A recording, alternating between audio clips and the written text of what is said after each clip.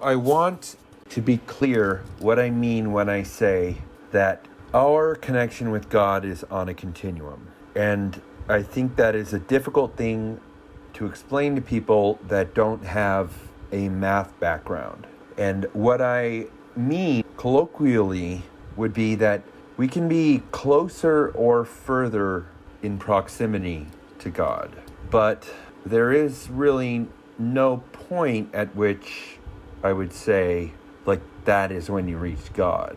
Because appealing to a mentality of accepting that many of these structures are on continui is freeing in a world where God's light shines through people who are closer to that unreachable limit that is God. And for any person who thinks that they could ever usurp the power of God, I would simply argue to them that the union of two cells is more potent than the union of a single cell, the single cell. It looks like you are going to need some extra help today. You are asserting God to be the union of some collection of cells. I know what you are up to. You are arguing from collections of cells to that of souls. You suck. And so, I would also argue that the same follows for any conglomeration of cells. If you want to view it as a game, then you are going to be looking for a situation that provides you an equilibrium state where neither party would prefer to divert from their given sets of strategies. And if your soul thinks that it can be God, I'm angry and I pity you, and I think it's sad that you can't see the mathematical perspective on that kind of world. But also I feel not only that, but what language would he speak? What words would he use? How would he say to you that truth in an unadulterated way? I would say it's not possible. And just as a basic example, I appeal to the perverted nature of language, spoken language, and the way meanings change and shift over time. And for that I say, it would make sense that God should maybe be quiet. Maybe that's his choice, to be quiet.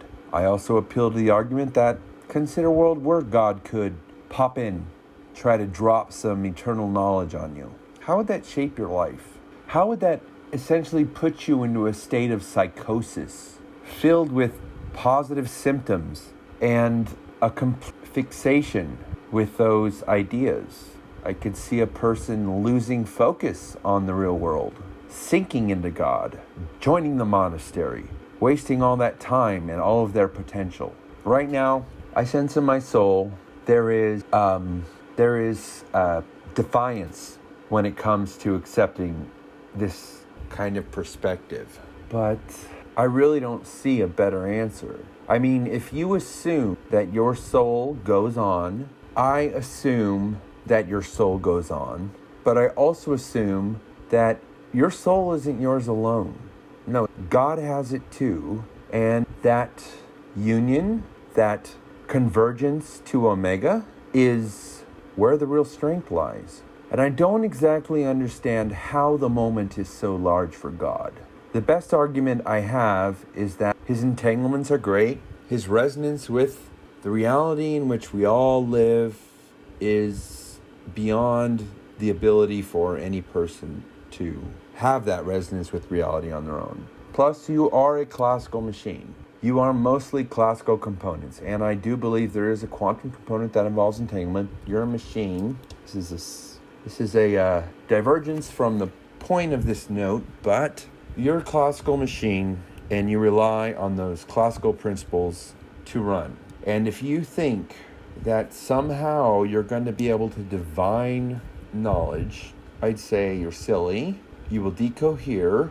This note is very, very scattered thought, but you will decohere. And another point that I made, I feel like I'm arguing against someone, as I referred to the reluctance to accept some of these ideas. You're a classical machine. And so sometimes in order to let things go and to let the rest of humanity and God and those deep unified resonances guide you. Pardon me. If you want help from a classical machine and you're a classical machine, you better expect to stop dealing with your data set and wait until you get a response.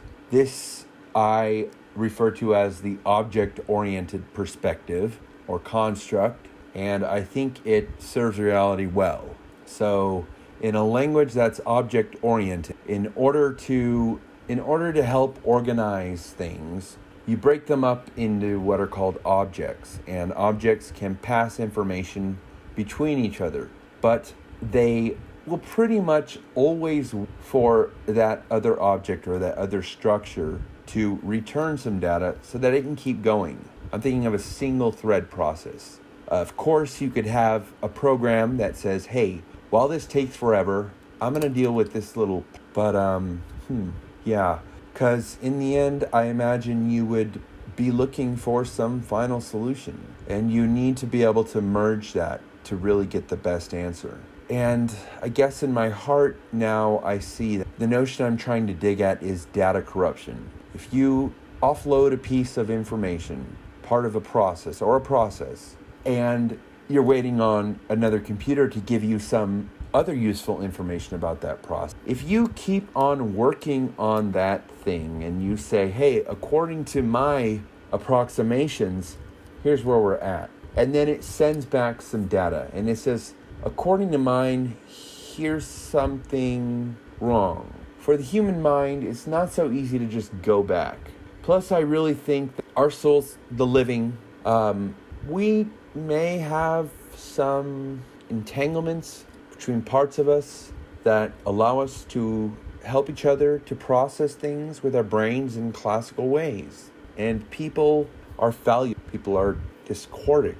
And if it's a problem for you that you need help with, then just stop the machine for a second.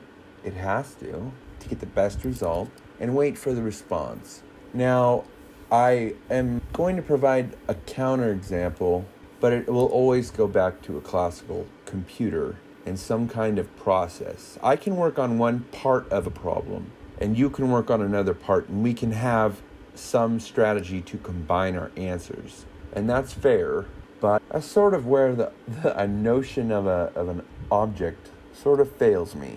Maybe that's just it's a flaw with my ability to conceptualize, but you do want to wait. If you choose to be an object-oriented human, you better expect God to try to find ways to shut you down so that you can get the best help possible. And so don't fear the Reaper. There really is no Reaper. Don't let your discord bring you back to the old ways of thinking, manipulation, being deceived, being undermined. And yeah, maybe the other person takes the good part. You get left with the discord. I don't know. The good part was becoming so discordic. It's going to be corrupted. And this is very, very quixotic. And there's a lot of bullet points. So this note may seem like, fuck, this guy is loony. But I think if you listen to the message closely, if you listen to anybody's message closely, broadly, if you listen genuinely, you'll hear what I have to say. And this is another point I want to make, is that back when we had shamans, the crazy people, and according to, at least in our current world, 1% of people suffer from schizophrenia, a completely debilitating and functionality robbing disease. And the problem with our modern world is that these people have no place. They have none of that fulfillment. And so, they get more and more lost because we've taken away their places to have that service to the rest of humanity, where they speak in ways that are so abstract and head tilting in the way they look at the world. And I encourage people to don't be afraid of crazy people. Normal people think that crazy people are violent, that schizophrenics and psychotics and schizoaffectives, that they're violent people and they will hurt you and they will lash out and they will do bad things. But in fact, they tend to be very non-violent. I mean, as a group, they don't tend to express their frustration in terms of actually hurting people. And you shouldn't be afraid of even the most demented psychotic person. I really know that if you give them the time and you trust that they are non-violent, because people are good, even if they've lost their minds, that you can make a connection and that you can provide something to them as they provide something to you. They are the most cast-off minds of our society. The retarded get so much pity. I can't call a person retarded, not in our culture, but I can call you crazy, I can call you psychotic, I can call you schizo without getting reamed, and that is a shame. The malevolence is speaking, and it says, "Shut up now to save your note." And to the malevolence I say, you call it a character, you cannot see the soul, and I say to you, thank God that somebody said they could, and gave you that picture, and didn't run you into the ground, as the living do. At some point, we have to drop the veils. We have to be open. We have to somehow accept the notion of daemons, not demons. And we have to accept the fact that our attempts to interpret and decipher and exchange information convolute and pervert the things trying to be shared.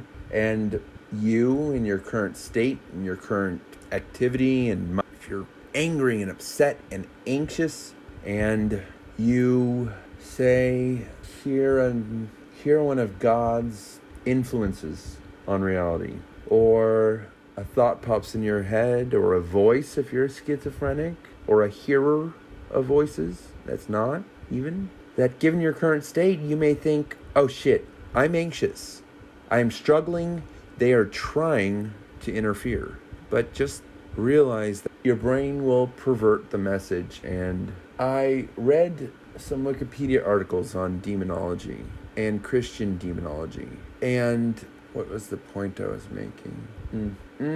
That refrain. Can't stand it. So, damn it. Well, there I go. What do I say to myself right now? But the truth is that if our souls live on and our sin, our discord, our character defects actually do, then maybe they are trying to mess with you. Because there are people that will try to mess with you. But eventually it's gonna have to happen if we want to move forward. Yeah. There's so much insanity with the demonology, but there's a lot of stuff that you can sort of glean from these ancient ideas. These perversions, these twisting of the notion of daemons into demons as we tried to consolidate into that Christian God. The daemons had to be cast aside, la-di-da-di-da, Wikipedia citation here. And it's a shame, but there is the separation and there is the union. And the union is so much more powerful. And our species has to finally get over the age of scarcity, manipulation, in order to make sure you stay alive. And this is the next phase. And I'm going to say this like I'm on Star Trek. And so humanity must ascend to the level of the aliens, our ancestors, our neighbors, thousands of light years apart, thousands upon millions, unable to ever reach each other and interact in a way worth pursuit, to be able to be connected, to be able to fulfill ourselves and to reach the true potential of the. It's a beautiful picture to imagine an inherited universe with laws built through the resonant interaction of the observers with reality, passed on to the next universe.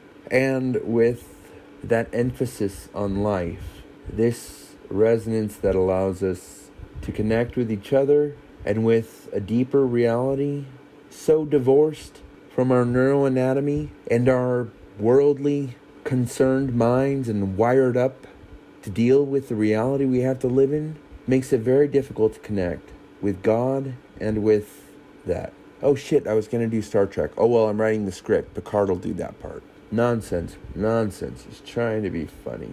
Well, oh well. Who wants to talk now?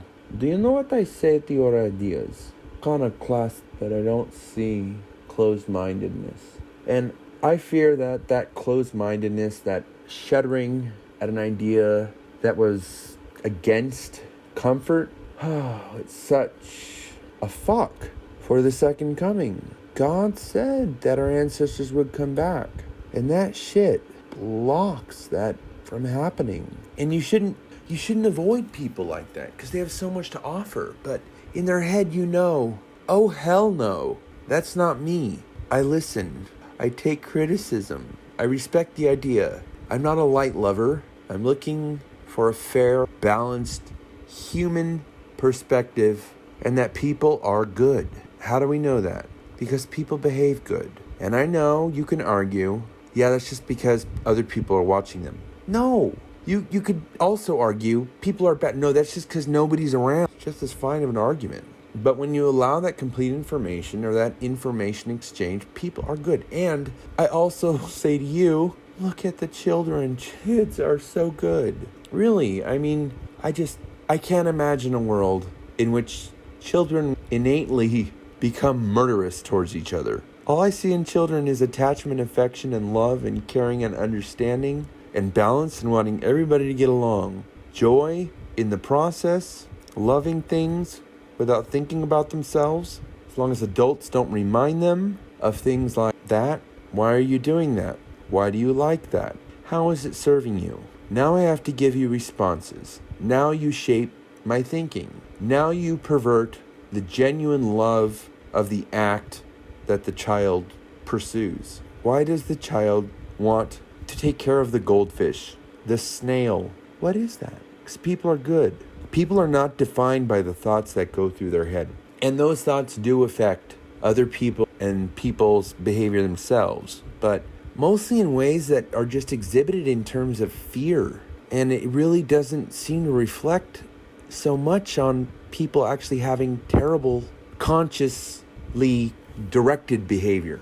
So it's enough of rambling. Christ, I imagine, got plenty of opportunities to ramble, orate long. And another thing, I read a Wikipedia article, said Christ spoke in parables and allegories, and Christ spoke in long dissertations type speeches, trying to express some kind of contrast between these two notions. Why not both? Just to be fair, I think if you sort of understood the nature of the allegory and the nature of art, and you see like a piece of art, I used to ask myself, why doesn't the artist just tell you what it's supposed to be? Because that would spoil all those beautiful, resonant ideas that come together in a perspective on a piece of art and can be connected. And I think if you really read the Bible, how do you deal with the Bible though? Because if the Bible, if you don't treat it as an allegory, it can be complete nonsense. But things are confusing, and we'll find ways to explain it in a way that is anthropic. There's no getting around it. Constructs we can wrap our head around, notions that get categories that bring down the discord by exhaustion. But don't let those ways of perceiving reality make you think that that is the reason that things are the way they are. That is all.